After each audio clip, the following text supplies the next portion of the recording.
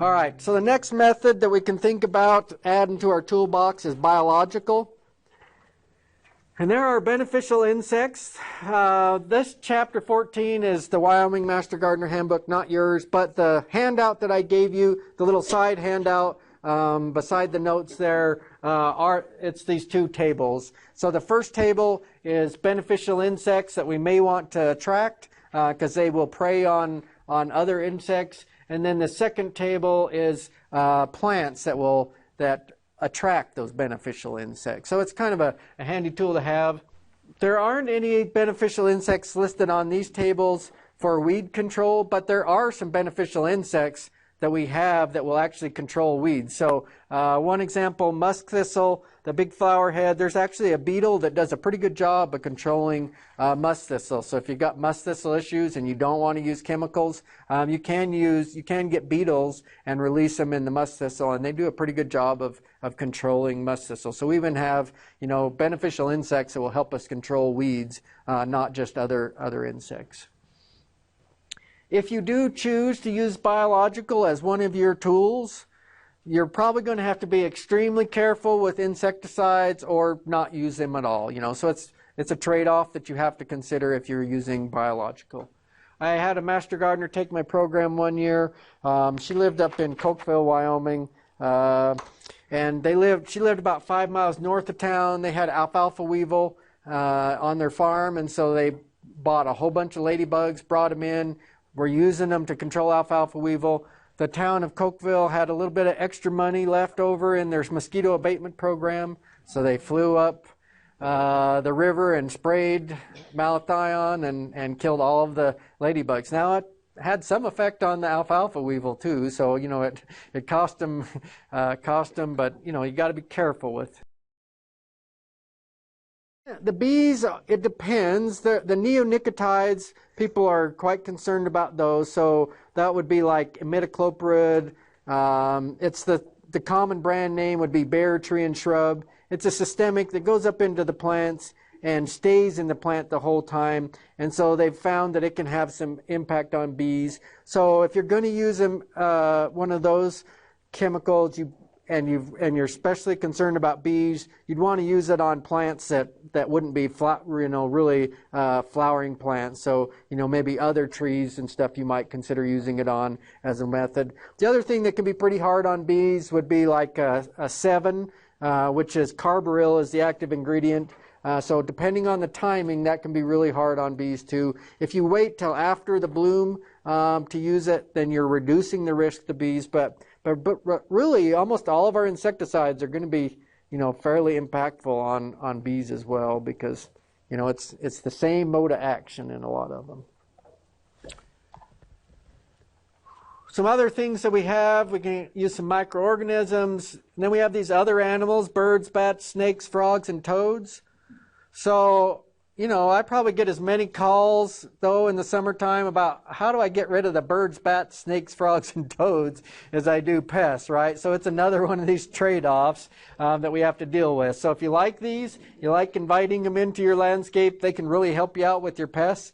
If you don't like them, you got to deal with, you got to use a different tool than bringing those in. So right now we have an infamous woodpecker in Evanston. I've gotten 3 calls from different homeowners that are all talking about the same woodpecker because I asked them their address, and it's the same one that they're dealing with, trying to get rid of that woodpecker. By the way, I don't have a good answer for how to get rid of woodpeckers. Well, I have a good answer, but I can't tell the homeowners that answer. So. All right. So the last tool in our toolbox is a chemical tool. There's definitely some more concerns here in terms of our own safety, toxicity issues, non-target organisms, environmental issues. We want to make sure it's labeled for the plant that we're going to use it on. And we want to try and select, sort of least harmful to the environment, least dangerous to us, yet really specific to the target we're going for. And usually when I say chemical, we all think about these bottom ones, these synthetic chemicals.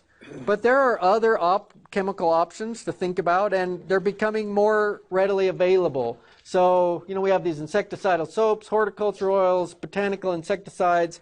When I first started teaching this class, I would teach it, and people would say, well, where do you get this stuff? And I would say, well, you probably got to go to a specialty store somewhere, you know. But right now, you can find almost all of these at even the big box stores will carry them as part of their weed and pest control products. So, botanical insecticides and herbicides are really starting to become more and more available. One of the brands I'm familiar with, I think it's Bayer Tree and Shrub, or Bayer is the one who produces it, but it's Natria is the brand name that it's under. And Natria is they're all botanical herbicides or insecticides. So not to say that that's that there's still not risks that you want to consider in terms of your own health, but it is an organic approach to chemicals versus synthetic as well. So that's another choice that we have as gardeners that that is becoming more and more available and easier to get to nowadays. So there's a lot more choices now than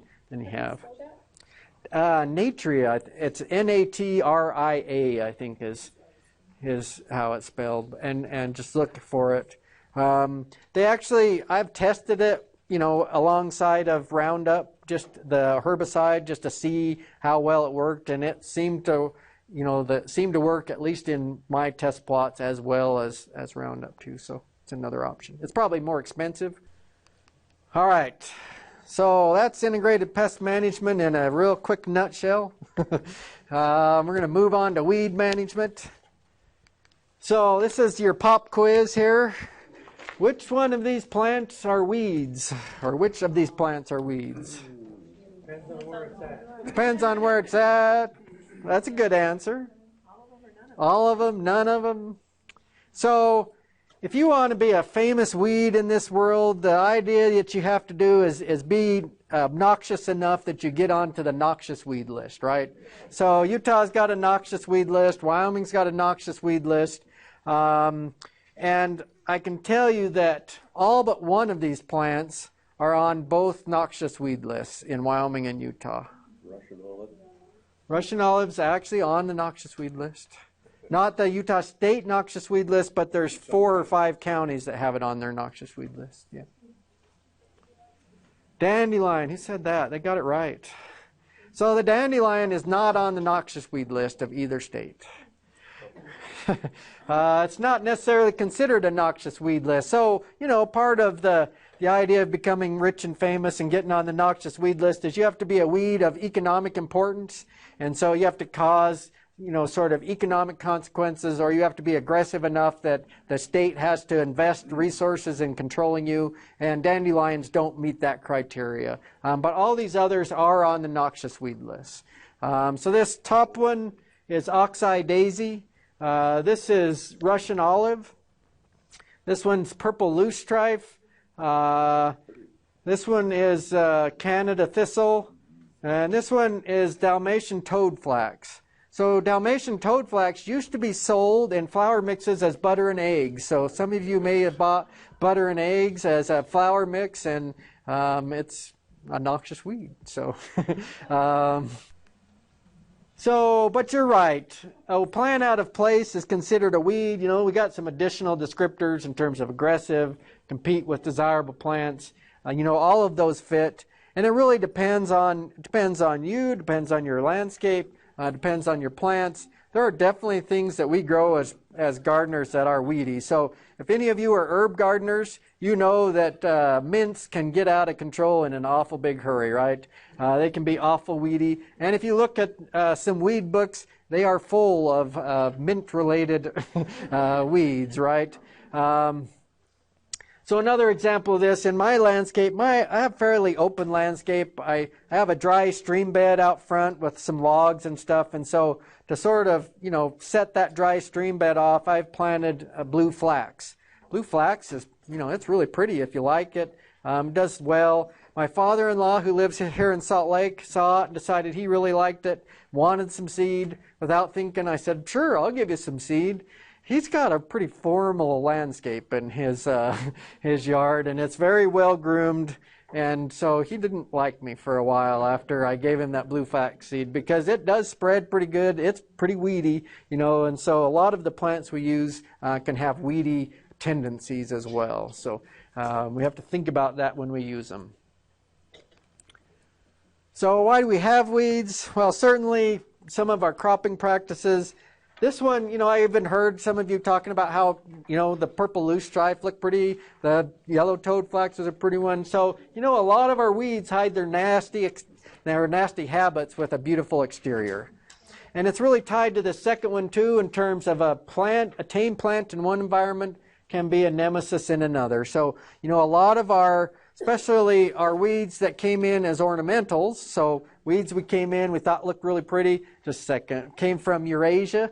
And when they came in from Eurasia, they're in Eurasia, they grew up in that environment, they evolved with other plants that could compete with them and knew what they were about and had developed strategies to compete with them. We bring them over here because we think they're really pretty, set them free, and they just take over because nothing else has evolved with them and knows how to compete with them. So that's a lot of our weed issues. So if something's on the noxious weed list, does that mean it can't be planted at all, or that you have to control it?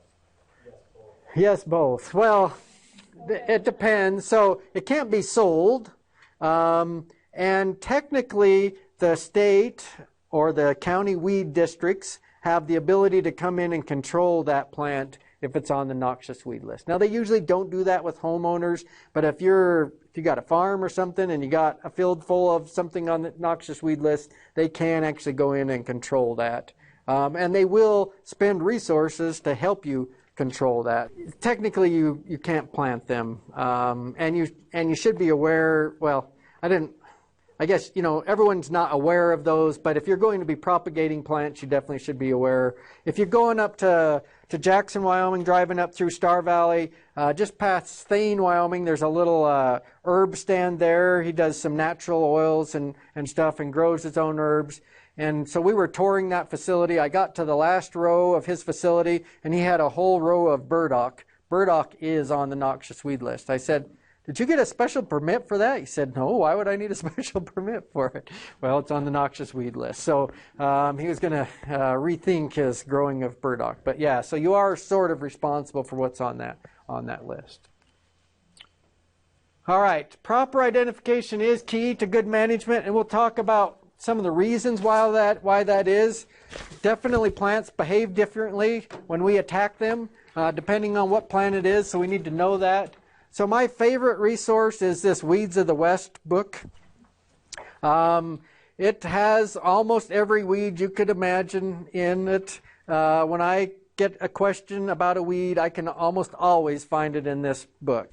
It is a little more difficult than some, so it's not sorted by flower color, it's sorted by families, so you kind of got to start to understand your families, so that's how it's sorted. I'm still not very good with my family, so I just end up looking through the whole book to find the weed I'm looking for, right? But the author is Tom Whitson. One of the other main contributing authors, though, was Steve Dewey, who is a retired Utah State weed specialist, too. So both Utah and Wyoming contributed quite a bit to this book and reference. The other reference I use, it's not the one you necessarily have to use. There's other ones to get at sort of chemical controls, but I like this one. It's Wyoming, Utah, or Montana, Utah, Wyoming Weed Management Handbook.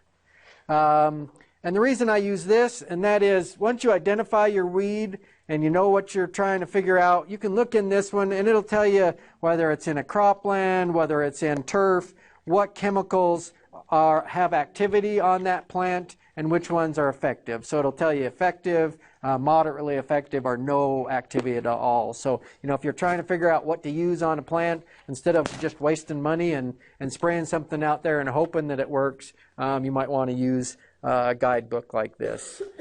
Now, we'll get to it. It's not all that difficult in your home landscape. There's only like 3 or 4 chemicals that you really need to know and use. But if you're having a weed that you can't get anything to work, you might use those guidebooks, and they'll tell you what chemicals might work. So this is the part where I show weeds that you guys hate, and you ask me how to control them, and I say, I don't know. They're kind of tough. Good luck, right? So crabgrass, it is an annual. So one of the best methods of controlling crabgrass is to use a pre-emergent. Pre-emergent stays in the soil and affects the seeds as they try and germinate. And so you can control it from germinating and causing you problems in the spring. So if you didn't put a pre-emergent down and you got crabgrass and you're going, dang it, what do I do with it now? If you're a patient gardener, there is a solution for you. So right after you mow your lawn, you'll see this happen. You'll mow it. You can kind of see it in this sample here, and that crabgrass pops back up, right? And it's taller than your grass. So if you want to be patient, you can take a, like a spongy paintbrush that you would use to put on stain, on like a wood stain, and you can dip that in some mixed Roundup and just paint the top of those. Just go over the top of the crabgrass, and you'll get control on the crabgrass, and you won't. As long as you don't touch the other grass with your brush, you're fine. You won't kill it. So, that takes way more patience than I have, but some of you might be more patient than I am and be willing to do that. And it depends on how much crabgrass you have as to whether that interests you or not. So you can pull it. It's got a pretty good root system on it, though. Even as an annual, it's a little tough to get it all out, but you can pull it. And the other thing is if you put it down and you get a really heavy rain or you water pretty heavily, you can significantly reduce its effectiveness too, because you can dilute it out and wash it out of your soil too. So there are certain chemicals that will work on it and certain ones that won't. So anything that's broadleaf control isn't going to work on it. But Roundup, the chemical in Roundup is glyphosate. There's lots of other products that have glyphosate in it, and all glyphosate will do a good job on crabgrass. It will also kill your other grass, so you have to be careful with it, right? It's not a selective killer. So quackgrass, not really as common, not something you guys do. I've never even had a Utah group really want to know how to control quackgrass much. Crabgrass is really what you have more of. So these are some that you should recognize. A lot of people would recognize this purslane. So purslane's pretty common. You can eat purslane if you like it, that sort of thing. It's a succulent plant. It's okay to eat. And it's really fairly easy to control, whether you're digging it up, whether you use a chemical method. Broadleaf killers will do quite well on it. Glyphosate products will do quite well on it. But people keep telling me, I spray it, and it keeps coming back year after year after year. What's the deal with purslane? So purslane has this nasty little habit of being able to store its seed for 40 years. So purslane seed is viable in your soil for 40 years. So unless you start as a young person battling your purslane, you're probably not going to win that battle, right? So that's the deal with purslane. It's not that difficult to kill, but it will keep coming back on you. So that's your issue with that one. The most important thing to look at in terms of whether you should dig or pull is whether it's a perennial or not. If they're perennials, for the most part, most of those you wouldn't want to try and dig up. So this slide we've got hound's tongue, musk thistle, everyone's favorite weed here in terms of field bindweed. Yep, it's like, ooh, yeah. And then Canada thistle. So getting to that question of the perennial roots, so a lot of times I'll get people calling me about thistles, and they might say, hey, I've got some musk thistle in my lawn. How would I control that? And I'll say, musk thistle's a biennial. If you can just keep it from going to seed, you're going to be really ahead of it. You can dig it up. You can try and weed it also. That's fine. Now, if they really had Canada thistle and not musk thistle, I've just caused them a severe headache because Canada thistle is a perennial with a rhizomatous root system that has lateral buds that if you disturb any part of its root system, it will send up new shoots, multiple new shoots. So whenever you try and dig up a Canada thistle plant, you've created multiple new plants. So that's why it's important to understand whether they're perennials, biennials, or annuals when you go to attack these weeds. Let's see, a couple other things on this. In terms of thistle, especially a lot of our perennials like Canada thistle, if you want to control them well with chemical approaches, the best time to do it is after the first frost in the fall.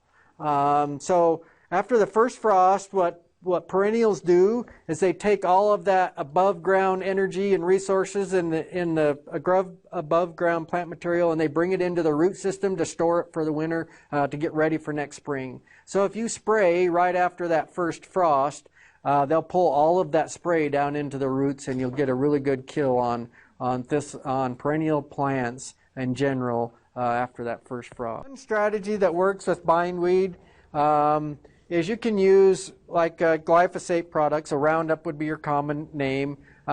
If you put a little bit in a mason jar and then pull your bindweed off of your plant and then just dip it in the jar so it isolates it to the jar, then it'll suck up that chemical and kill the bindweed. So that's one way, so that you're not getting that chemical on the other plants around it, that you can get it onto the bindweed and help you get rid of your bindweed. So yeah, you just take as much as you can, stuff it in the in the mason jar so it gets a good, but then it'll suck it down through to the roots and get a kill on it. So. We did that in one of our yards. You can also paint it with a paintbrush. Yeah, you can paint it with a paintbrush. People will use their gloves too and just strip it, and have some Roundup on their gloves. So there's different ways you can do it, but the jar is the safest in terms of making sure it doesn't contaminate other plants around it.